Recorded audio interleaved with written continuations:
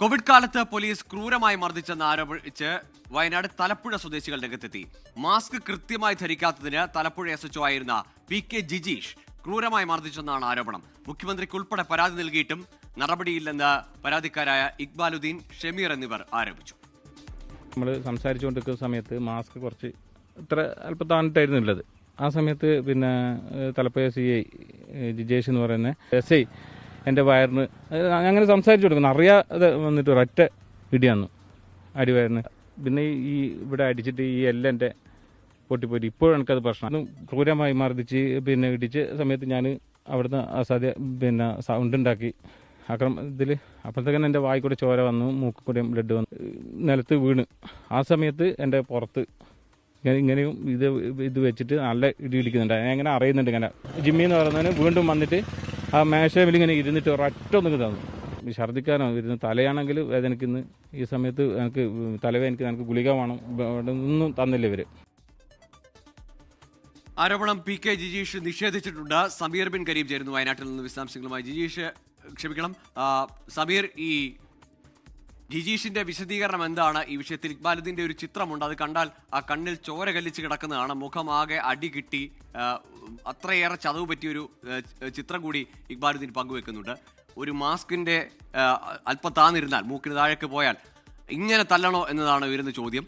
ഈ പരാതികൾ പതിവ് പോലെ ഉന്നത ഉദ്യോഗസ്ഥർ പൂഴ്ത്തുകയായിരുന്നു. അതിൽ എന്തെങ്കിലും തരത്തിലുള്ള അന്വേഷണം ഇവരുടെ ഈ ആക്ഷേപത്തിൽ ഇതുവരെ നടന്നിട്ടുണ്ടോ? ഗോകുൽ, ഈ വിഷയവുമായി ബന്ധപ്പെട്ട് പരാതിക്കാർ മുഖ്യമന്ത്രി, DGP, ഒപ്പം തന്നെ പോലീസ് കംപ്ലയിന്റ് അതോറിറ്റി ഉൾപ്പെടെയുള്ള ഇടങ്ങളിൽ പരാതി നൽകിയിരുന്നെങ്കിൽ ഇങ്ങനെ ഒരു മർദ്ദനം നടന്നിട്ടില്ല എന്ന് ചൂണ്ടിക്കാണിച്ച്, അല്ലെങ്കിൽ അത്തരമൊരു വാദം ഉന്നയിച്ചുകൊണ്ട് ഒരു നടപടിയും എടുത്തിട്ടില്ല എന്നുള്ളതാണ് ഇതുമായി ബന്ധപ്പെട്ട് നമുക്ക് മനസ്സിലാക്കാനായിട്ട് കഴിയുന്നത്.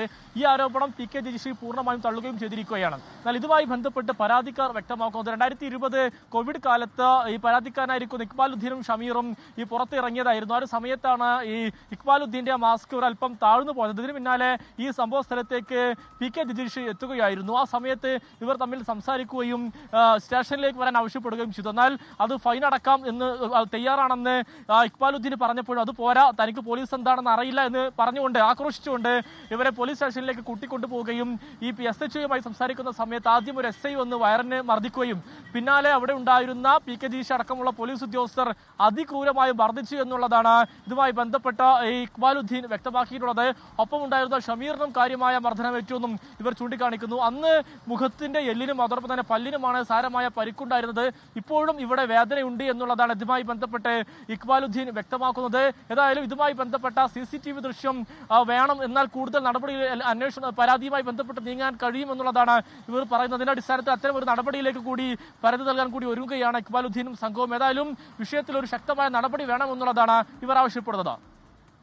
ശരി, സമീർ ബിൻ കരീമാണ് വയനാട്ടിൽ നിന്ന് വിവരങ്ങൾ നൽകിയത്. മാസ്ക് കൃത്യമായി വെച്ചില്ല എന്നാരോപിച്ചാണ് ആ മുഖമാകെ അടിച്ച് പൊളിക്കുന്നത്. അത്ര കണ്ണിൽ ചോര കല്ലിക്കുന്ന തരത്തിലേക്കുള്ള മർദ്ദനമാണ് ഉണ്ടായത്. എന്നിട്ടും അവിടെ മർദ്ദനം ഉണ്ടായിട്ടില്ല. പിന്നെ എങ്ങനെ അയാളുടെ മുഖത്ത് ചോര കല്ലിച്ചു എന്നതിന് മറുപടിയുമില്ല.